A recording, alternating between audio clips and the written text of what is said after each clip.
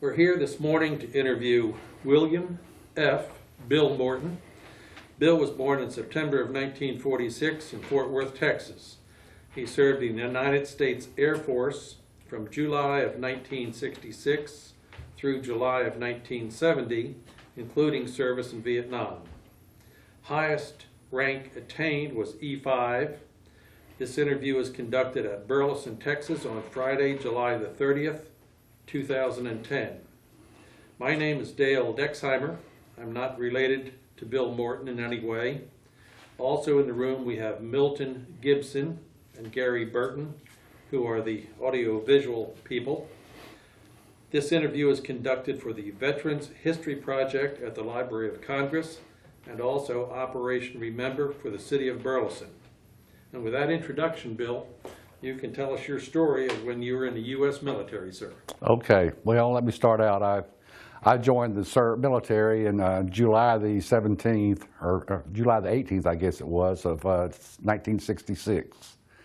Before that, I extended 2 years at TCU on a baseball scholarship. Probably like a lot of people back then, the old grades got bad that second semester, and believe it or not, they had a song out back then. Barry McGuire, I think, did it, called the Green Beret song. Y'all remember that probably. And boy, it was a real patriotic song for us back then. I just couldn't hardly wait to join the United States Marines. Fortunately or unfortunately for me, my dad was a Marine back in World War II and got shot up pretty bad. Got hit by a kamikaze thing on a ship when they were going overseas, and bunch of people died, and he didn't want me to join the Marines, so he taught me to join the Air Force. So I did that, and that was a 4-year stint, so I didn't get out until a year later. I think it was July the 17th of 1970. Did my basic training. At the time, I was telling you guys earlier, they had an outbreak of spinal meningitis at Lackland Air Force Base in San Antonio, and they'd pretty much closed it down at the time. And I think I was one of the first groups to go basic training in Amarillo. We went up there, and barracks were all dirty and everything. We had to do a lot of cleaning up, and I think I spent about 10 weeks up there. Just a little side story, I probably saw more people die in basic training right off the bat than I probably saw in Vietnam. We had mail call there about the second week I was there, and I had a little storm come up in Amarillo, and there was a big old tree in front of our barracks out there, and there were 3 guys sitting there reading their mail, and lightning hit that tree, and of course hit those 3 guys, and knocked me about 10 or 15 feet back towards the steps there, and knocked a bunch of guys back, and looked up, and boy, those guys were just scattered there. And if you ever see anybody hit with lightning, it's a pretty awesome sight, a scary sight, something you don't want to see if you can keep from it. Boy, just smoke coming out of them, blood out of their eyes and mouth. And anyway, they died. All 3 of them died there, and we tried to do resuscitation and blankets and all that stuff, but it didn't help. A few days after that, we were out running a couple of miles on the track out there, and another guy died of a heart attack. Guy from Hawaii. He was only 18 years old. And then right before I left, I guess it was about the 9th week I was there, they had a little air show out there and had one of those little biplanes doing those little loop-de-loop things coming down, and he just kept on going. He never pulled up or nothing, hit the ground. Nobody knew if it was a suicide or what, but he never tried to pull out of it. So that was five or six guys I saw die right off the bat before he got out of the basic training. So anyway, after I got out of there, it was pretty uneventful other than that, just basic stuff that everybody goes through. And they sent me to a communications school in Biloxi, Mississippi. And I was in Biloxi, I forget how long the school was, 4 or 5 months. And that was, it was real nice. It was a lot different when you're not in basic training. It was mostly academic. Still had to do your marching and exercises and that stuff, but you had some free time where you didn't in basic training. Anyway, I got out of there, and they didn't have any orders for me, so I stayed about another couple of months in Biloxi and got me an old 57 Chevrolet and kind of ran a little taxi service to New Orleans. Guys are getting out of there, so I'd make $5 a shot driving people to New Orleans, and I'd have a car full of them. I'd stay there over the weekend if they'd give me leave, and I had some pretty good times back then. But anyway, after that, I think in probably about January or February of '67, I was transferred to McClellan Air Force Base in California. I graduated in Biloxi as communications, and when I got out of there, they put me into airborne communications. So the last few months, to backtrack a little bit, I was airborne communications, which was a little different than your normal ground stuff, and I do navigational aids and all that stuff. And when I got out to Biloxi, Mississippi, I was transferred to what they called airborne early warning, which was basically like the Coast Guard, except you were airborne. You protected the coast. We had, I don't know if y'all remember those planes with the big domes on the top and the bottom of them. And they had, I was part of the flight crew. I was communications. Then you had about 17 radar operators in the back, and all they did was try to pick up things coming, Russian airplane getting too close to our. We flew up a lot up to the north, off of Alaska into Anchorage, sometimes to refuel, and then way up there around the Russian coastline to pick up any MiGs or anything that were coming out of there, and did that for about a year. I think it was in March. I was there in probably January or February of '67. In March, end of March of '68, I got my orders to Vietnam. Well, let me backtrack a little bit. In the meantime, they'd sent me to Perrin Air Force Base, which was it was the Army Rangers were teaching that course. I went to jump school and to survival schools. It was a combination of schools in Perrin Air Force Base for, I think it was 5 or 6 weeks. And made a lot of land jumps and a lot of water jumps, a lot of survival stuff. It was kind of fun, really, when you're a young kid. The older guys didn't like it too much, but when I first got there, they gave you an old beat-up parachute. That was your home, sea ration a day, and everything you could catch in the lake out there in Texoma, as far as food goes, and get you up about 5 o'clock in the morning until nighttime. And it was kind of fun, really. I did a lot of jumps, night jumps, different things like that. And then to fast forward again, in about end of March of '68, I got my orders to go to Vietnam, and I went over to Da Nang to fly in those EC-121Ds, which were the radar reconnaissance planes. I had 3 jobs when I was over there. I was communications on the plane. We flew what they call SAR missions, search and rescue, to drop stuff to down pilots and different things like that. Also to pick up where down pilots were with their signal. I don't know if y'all remember, but you had a little signal thing that they'd turn on a little radio and try to pick them up and get a jet out there, or some fighter plane to protect the pilot until somebody could get there on the ground and rescue them. I made some jumps over there mainly to get my pay. I didn't really have a whole lot of exciting stuff as far as jumping into the. What I did was, let me backtrack again. When I say jump school, back then there wasn't much navigational aids in Vietnam. So when fighters were over in the Vietnam area, especially up towards the north, you didn't have much to or from information where you were from your base. And my job was supposedly to drop down like in trees. This was kind of archaic sounding today, but back then we dropped down there, they had a little spike thing or on the ground, either one, and you'd put these, what they call tack-in, into a tree. It was a to and from thing. I think it had a 75-watt power outage or something like that. And supposedly the pilot could know to and from where he was from a certain longitude and latitude and have a better understanding of where he was. To give you an understanding, I can give you a little story real quick about how navigation wasn't too great back then. I remember I sit in the middle of the plane. They had the pilot, co-pilot, engineer, myself, and the navigator next to me. And I'd set up all his equipment, but the navigator, I remember a guy named Pepe Callahan, great big old redheaded captain, and I had a colonel for a pilot. And his name was Pig, P-I-G-G. And they had a little island over there, I forget what it was called, Tiger Island or something like that, over in North Vietnam. And every time before the flight crew would go to a briefing, they tell you where SAM sites, y'all know what SAMs were, don't you? Surface air missiles back then, kind of archaic again, but tell you where all those things were and try to keep away from them so you could do your job. So I remember one time we were flying around up there, and Pig came on, the colonel came on and said, Pepe says, are we anywhere near land? And Pepe said, no, sir, we're a good 30 miles from land. He said, well, you dumb SOB. He says, come up here. He says, I'm looking at land. I'm looking at trees right now. So Pepe turned all red, and that's just another story about how navigational aids weren't that good over there. So that was my job. And I made a couple of jumps in there. I got picked up by Huey, by helicopter back then. You'd get to a certain area after you jumped and put your little thing in a tree or wherever they told you to put it and hightail it out of there. But mostly I flew search and rescue and airborne early warning. What they called airborne early warning over there was directing fighter pilots to certain areas. In other words, you had MiGs coming out of Hanoi and planes coming out of Saigon, and you'd have to tell our guys where their planes were. And so that's what my job basically was. And a lot of search and rescue missions.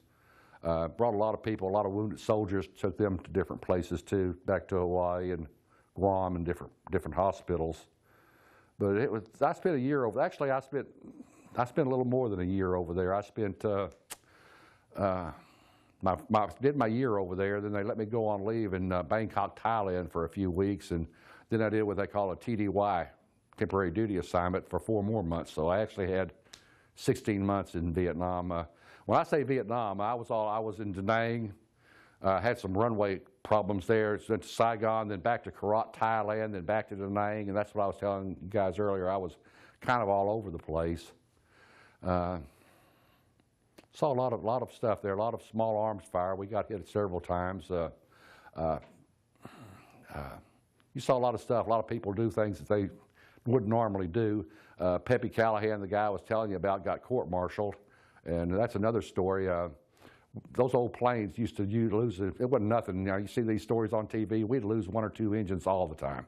We had it's a 4-engine plane, and that was my job. I looked out right over the engines on both sides, and my job was always to tell the pilot about oil leaks and different things like that. And it wasn't anything. But whenever that happened, you didn't too much worry about that. You worried about your fuel, dumping fuel, and a lot of times on those planes, when you dump fuel, you had to get back to your base at a certain time, just when the fuel was going low, because you didn't want the plane to blow up.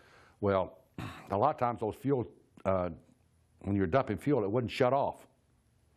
So you'd have to land dumping fuel. That's when they'd spray the runway, and they'd have that 2 or 3 foot worth of foam there.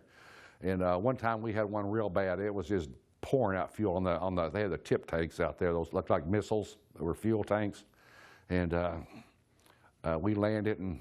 Pepe Callahan, like I said, there was 17 plus 2 officers, so 19 people in the back of that plane. And it was about 25 feet off the ground, what the tail end was where you went. And I don't know if you guys ever saw how you got out of those planes, but they didn't have ladders back then. They did when you'd land, but when you had emergencies, they had a rope that was 30 feet long, and it had knots about every 18 inches. And you'd lean out the back door and hold on to the knots and swing down. And it was kind of a slow process, but you had to do as fast as you could because you didn't want the plane to blow up. So we landed. There was all kinds of emergency equipment out there, and the plane was sliding on that foam and stuff.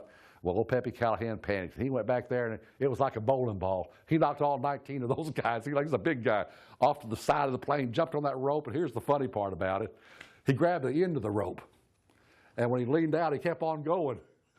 And he busted his leg in 2 or 3 places. Besides that, they picked him up and put him in jail and court-martialed him. So the poor guy he just had a bad day there. So in my mind, he deserved it because he was an officer, and those were mostly enlisted guys back there, and he didn't care what happened to them. But military justice took care of him back then. That was good. So anyway, I spent my time over there, did a lot of flying. I had about 3,000 hours in Vietnam in war zones, which doesn't sound like a lot, but it's a lot when you're airborne, more than most fighter pilots ever flew. And the missions were pretty long. They were 14 to 16-hour missions. The plane would stay up about 18 hours. And all you did was rotate different areas up there and come down, sometimes land and refuel and go back again. But they were long missions, come back and get sometimes a day off and go back up again. So we flew for a lot of hours up there. And like I said, it was all over the place. We kept going. Got out of Saigon about a week and a half before. Y'all remember the Tet Offensive in '68? Got out of there about a week before that. And it wasn't nothing in Saigon to be taken off, especially as slow as that old plane was, and have right there on the base. Those bases were huge, and you'd have little wars going on inside those bases, and you'd have small arms fire before you even took off or landed. They were shooting you with AK-47s, and you could see them just hitting the wings and tails, and just kept on going and did your business. So it was a strange sight. It was something took a little getting used to, and Same when you got back in the States. It wasn't the same. You kept looking for somebody to shoot at you when you got back here. But that's pretty much the end of my story. I got back here. I went over as a second class, which was 2 stripes. I made buck sergeant in, I guess, I don't remember when it was, end of 68 or first part of 69. 68, I think it was. And then I made, after 3 years, I think I was still over there. Right when I got back after 3 years, I made staff sergeant, which was 4 stripes, E5. And came back here and did pretty much, I went back to McClellan and Mather Air Force Base, which was a little bit north of Sacramento, and flew the same old missions I'd been flying back then. Then the last 6 months or so, they put me in the command post on the base there, and I did that for about 5 or 6 months before I was discharged in 1970, and got married while I was over there, right before I got out, and came back to Fort Worth and started back to school again. Went to work for the police department, spent 4 years there, and got my degree at TCU. A couple of years after that, I went to work as an assistant administrator at Harris Hospital and got my master's degree in '78. And that's pretty much the end of my story. That's a whale of a story. It really is, Bill. I did come up with some questions here. First question, we have talked to a number of people who were athletic like you were. You were probably in pretty good shape if you were playing ball. You were in good shape. A lot better than I am now. Were you, I guess the training, the physical training when you went to Amarillo, were you in better shape after you finished your basic training or in worse shape? We've talked to a number of people who were athletic, and they said that really the training was such that they went downhill in the basic training because they were in such good shape when they started. No, I had a sergeant named Rinaldi there, and he just ran us to death. I thought I was going to die, and I was in great shape, believe it or not. Most of the people in my squad were in good shape, and probably 2/3 of them. And boy, I'll tell you what, the better shape you were, and the more they worked you, so they want you to get in better shape. So they really worked us hard. I mean, you got to remember, I was there in July and August at Amarillo. Y'all know how hot it is there. No air conditioning, and they ran us to death. So the guy that had a heart attack probably started out with a heat stroke, would be my guess, because it was hot. You're running 4, 5, 6, 10 miles in 105-degree weather up there. So and back then, there wasn't none of this water stuff like they give them now. You know, they didn't believe in water back then. Gave you salt pills. You had to gobble your salt pills down, or you got detention of some sort there. You know. You remember Sergeant Rinaldi, though? Remember him very well. You know why I remember him so well? They were passing out, I forget what it was, some kind of overcoat or raincoat or something like that. We were all sitting in a squad room there. And I think we'd been in there just a couple of days. And he said, "Morton," I said, "Here I am," and something like that. And he came over there and threw that coat on me and slapped my head around a few times. He said, "You forgot to say sir."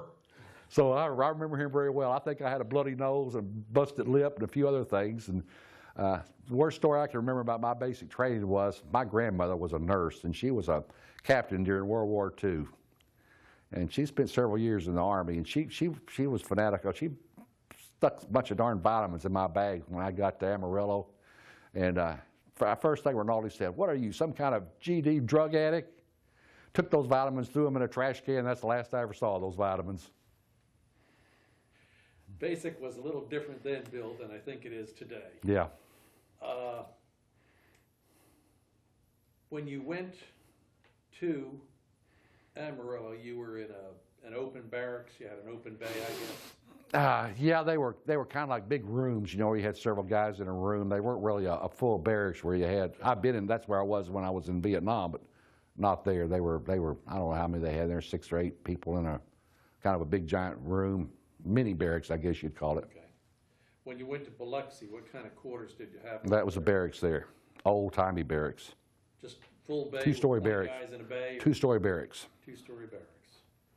And then when you went to Nam, you were? No, you were in hooches then.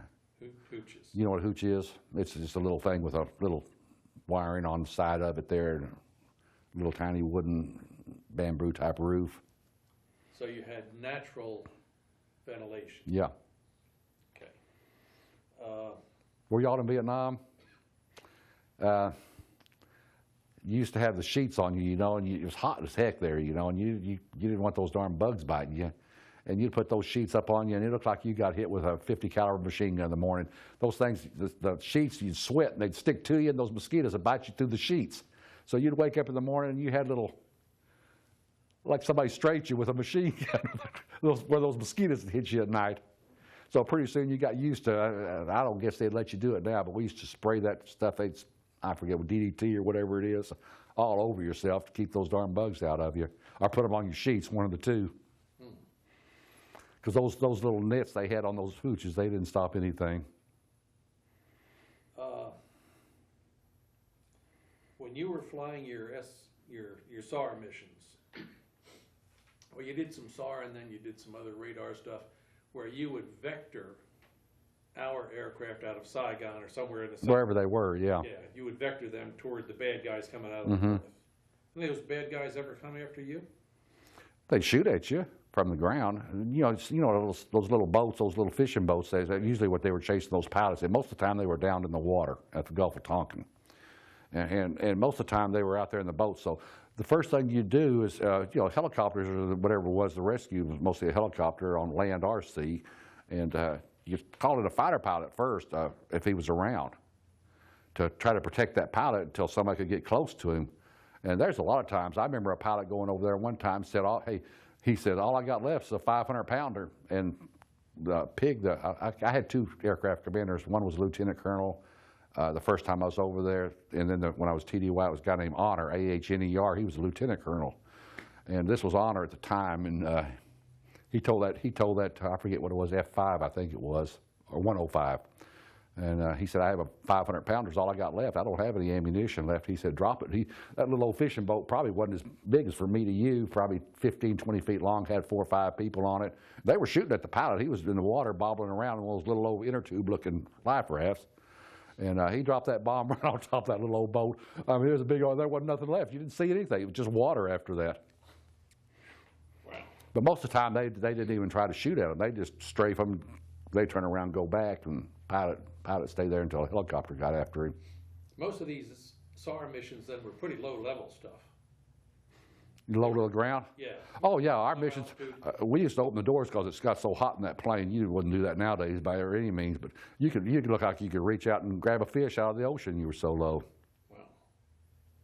Wow. And that was a big plane, too. It was a strange sight. What about the SAMs? Anybody ever fire a SAM at you? No. We flew over a lot of sites where we weren't supposed to, but nobody ever fired at us.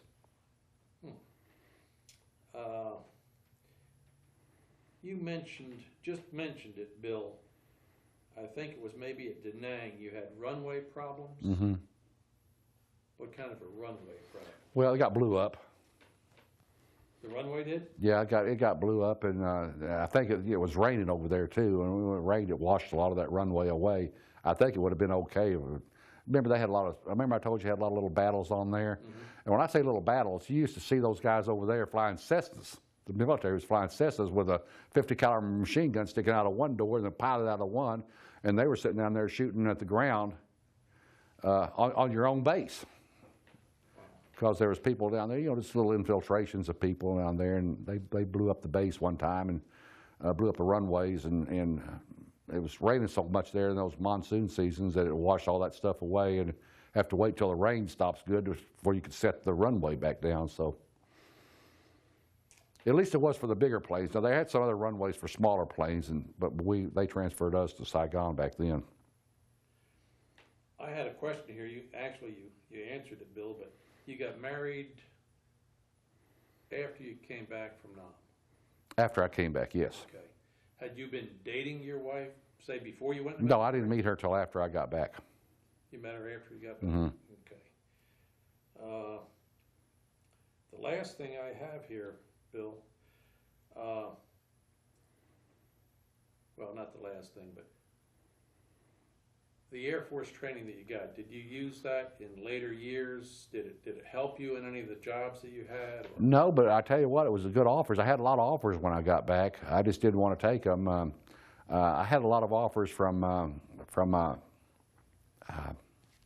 to be an air traffic controller. Pretty much all I had I say a lot of offers, but there were several different times. And I wanted to finish my schooling. I had 2 more years to do, which took me 4 years because I was working and had a baby at the time, so it took me 4 years to finish. GI Bill sent you back to TCU? Yeah, GI Bill was great. Good.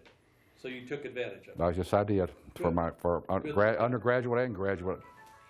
Good that you got paid something. Go ahead.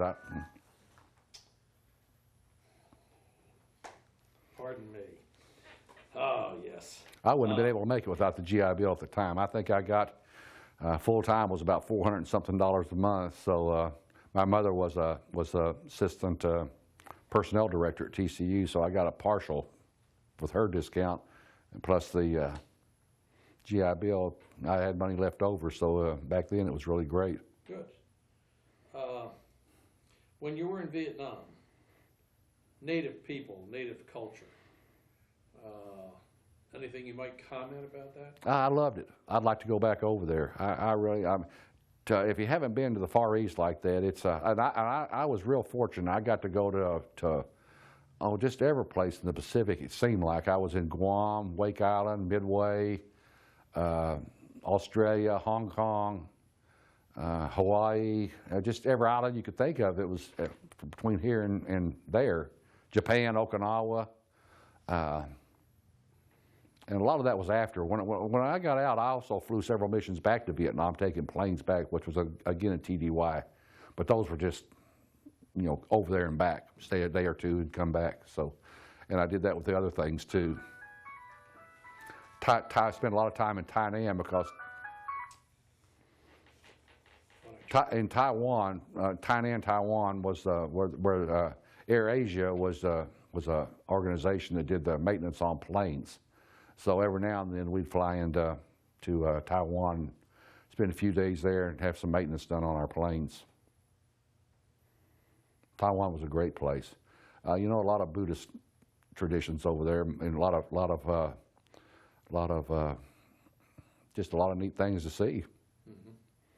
Different languages, different cultures. You like the food? I loved it.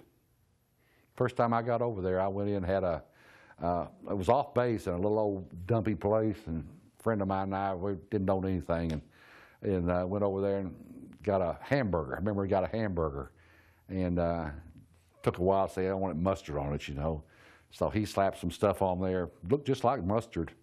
And 2 things happened. First of all, he had reached in a drawer there right before he got our hamburger, and he was hungry too, and got out the biggest darn bug you ever saw in your life. He was holding it like that.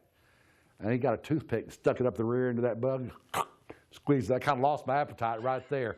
But they're called rice bugs. I don't know if you ever saw them. They got big old feet. They're the biggest bug you ever saw. It's the scariest looking. It looks like a prehistoric bug, like you'd think of a prehistoric bug. One of those things, those horror movies. And he ate that, then gave me my hamburger, and I took a bite of that, and I like to die. That was the hottest mustard I ever ate in my entire life, ever. I mean, it just burned. Okay. Great story. We appreciate you coming by. Glad to do it. And telling us your story. It was fun to do it. I don't. Appreciate your time in the military. You guys were in the military, I suppose, all of you, weren't you? I was. Well, when you're in there, it's hard to talk to people that weren't in the military. So I don't talk to hardly anybody about what I did in the military unless it's somebody that was been in the military. So it's fun doing it every now and then.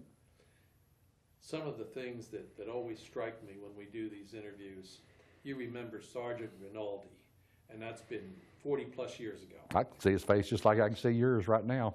I told these guys, I had a phone call yesterday. I haven't talked to a guy in 45, 46 years. He called yesterday out of the blue. Guy I spent some time with. So I do that too. Remember Yeah. a lot of those people. Absolutely. Good, bad, and indifferent. Mm-hmm. Yeah. Remember it all. Anyway. Well, thank you, Bill. You're welcome. Good to see Thank you.